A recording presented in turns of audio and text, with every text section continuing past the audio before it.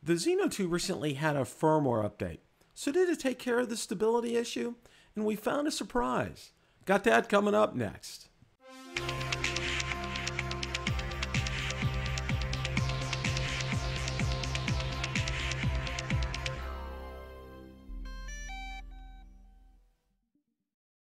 Hey everyone, Bill from Bill the Drone Reviewer, or I make drone and drone related videos. If you're new here, welcome, and consider hitting the subscribe button so you don't miss any future content. With that, let's begin. The other night, I hosted Rotor Talk Live and was joined by my co-hosts Ron Braun, Marcus Crawford, and Lauren Donar. We did spend some time talking about the latest Zino 2 firmware update and whether or not it fixed the stability issue. We also discussed and found out something from Ron, and Marcus shared video of a surprise that we found in the menu options regarding a video setting. So without any further ado, let's go ahead and roll that clip in its entirety. Well, you know, the Zino 2 has been a big hit, okay? And, you know, there has been another firmware update. So without any further ado, I'm going to have Mr. Ron Braun tell us about this firmware update and then also tell us what he found in this firmware update. Ron, take it away. Thank you, Bill. It was a rash of firmware updates for the Zino 2 last week. We had an app update about more than a week ago, the 1.15.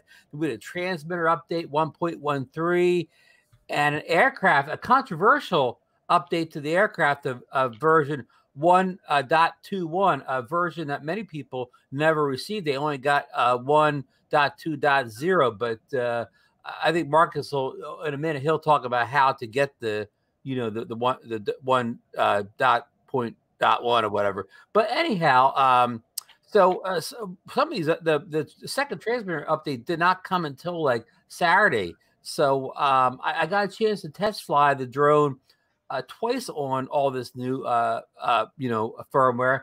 And I had what I called the perfect hover Saturday. It took off on the beach in a little bit of breeze and hovered up there just like a DJI drone. But I know from my good buddy Marcus and other people online, that's not the experience of all the Zino 2 pilots with the updates.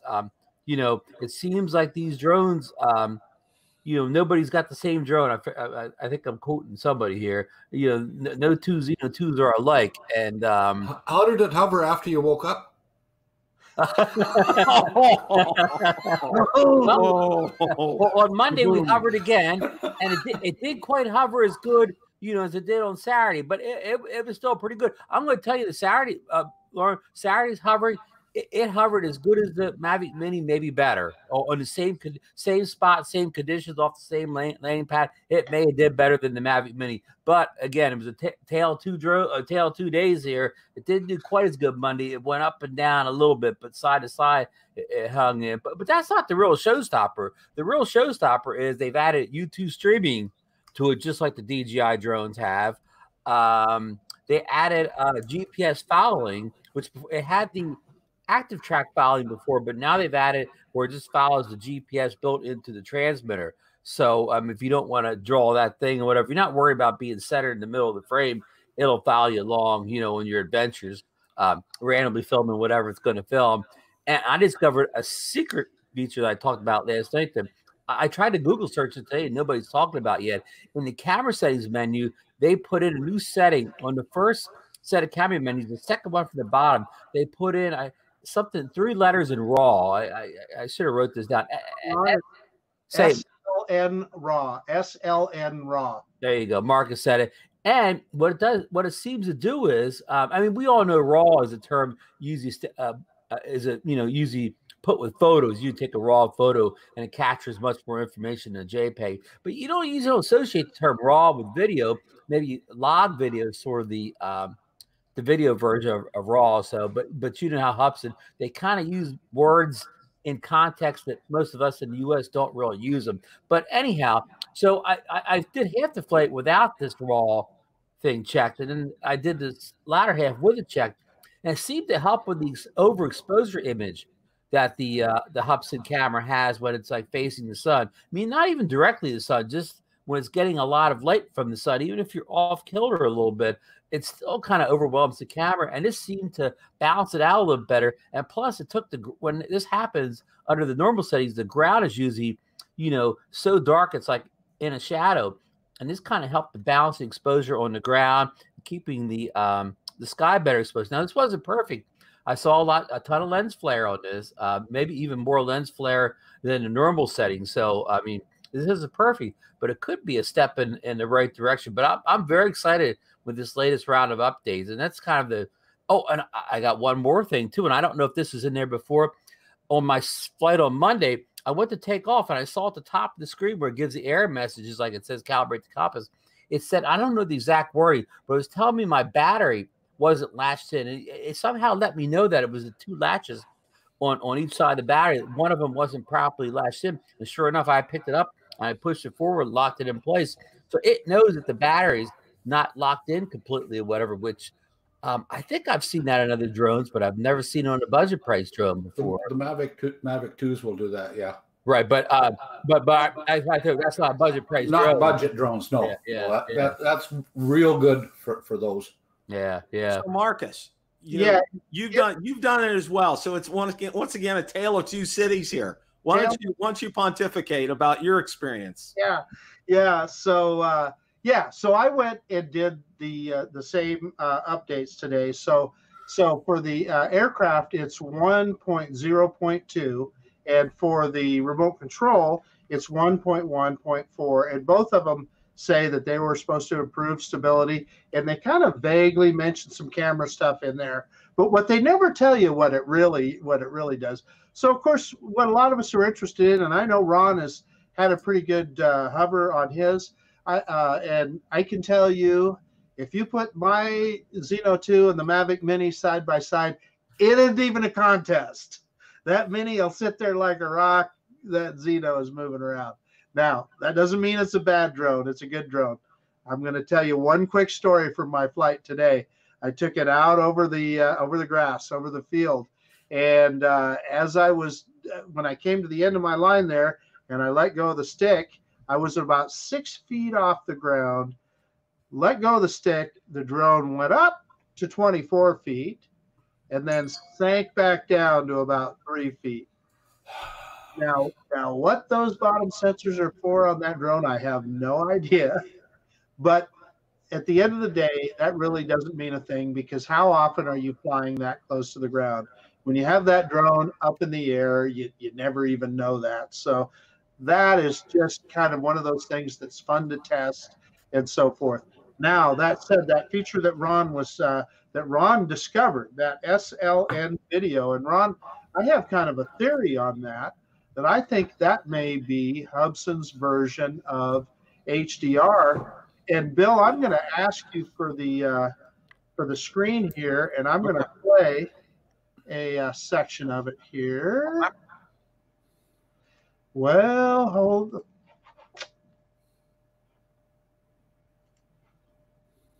Hang on here, just 1 second. Sorry. All right, can you see my screen, Bill? Not yet. Okay, so I clicked share, so hang on. You might have to decide what you're sharing. Yeah. Well, I selected my entire screen because it wouldn't let me do application. So I've got my entire screen, and Bill, I think you have to let me share. I'm not sure. Ron has done it.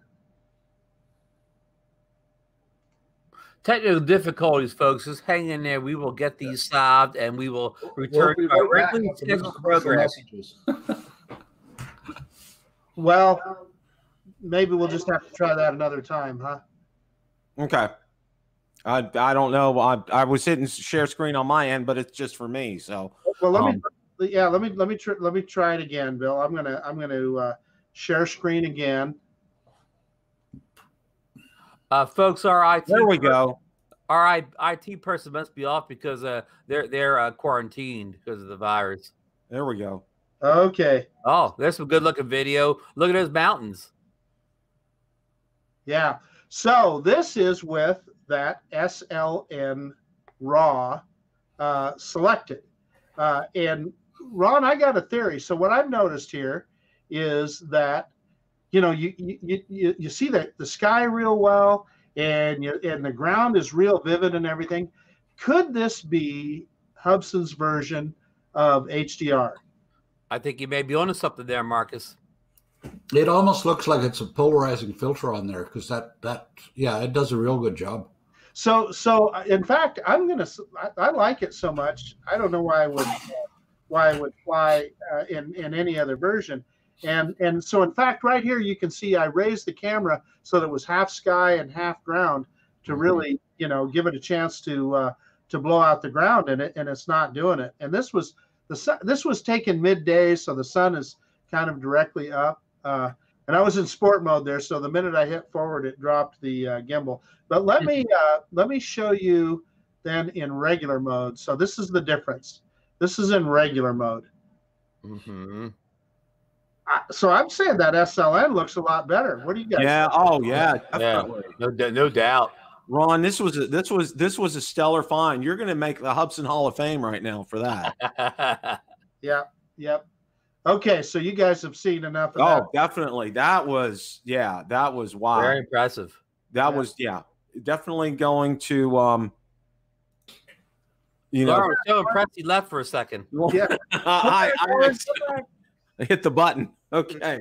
Well, you know, one of the things that I have to say, and I think I talked about it last night, is, you know, and I think both Ron and Marcus mentioned it as well, is, you know, Hubsan's been on top of stuff. And, you know, from where the Zino 1 started to where it ended up, that's the whole reason I decided to get a Zino 2 from Ron and Marcus's experience in the updates they've done. And Hubsan has been really on top of things. And if this is their answer to, you know, this, you know, supposed lens flare issue, or, you know, or giving us, you know, something else, it's very noteworthy. And I think it's great. And Marcus, thank you for that video. That's going to be fantastic. When you do a video on that, that people are by the thousands are going to watch that. Literally. I mean, seriously. And you saw it here first in the Build a Drone Reviewers show. That's right. That's right. Let me give credit where credit is due. Ron Brown is the guy that discovered it, and he is the guy that figured it. I probably wouldn't have ever even seen it if Ron hadn't have found it. So, you know, while we're on conspiracy theories, you know what it was, Marcus? Hubsan was watching that show we did last week where we were talking about the new Fimi X8 2020. And remember, we were talking about how, you know, the new Fimi has HDR. We were saying, well, you got to either choose whether you want 4K 60 with the Zino 2 or you want 4K 30 with HDR for the Fimi. You know, it's always a choice. But now, so Hubsan said, oh, you know, Marcus and Ron are right. We're going to throw HDR. We're going to have them both. That's it. I bet you're right, Ron. It could be right, Ron. You know, you were the master at this. What's the guy's name that runs Hubsan? Sam Lee. Sam Lee was watching. Sam Lee was watching. There you go. That's why Ron Brown gets paid the big bucks. Yeah. Yeah. I got to cash a stack of checks. You know, right as soon as the show's over. Sam Lee said, hold my beer to the owner of Xiaomi. Okay. He says, hold my beer here. Okay. We're gonna up you one on this. And what's the DJI guy? What's the owner or the Frank Wang? He probably even called Frank Wang up and said, hey, I'm coming for you, brother. An item of note, the YouTube live streaming is currently only available on iOS devices. It is still not available on Android devices. Question of the day. Does your Zino 2 have stability issues? Let me know in the comments section below. Thanks so much for watching, and remember, stay inside, stay alive.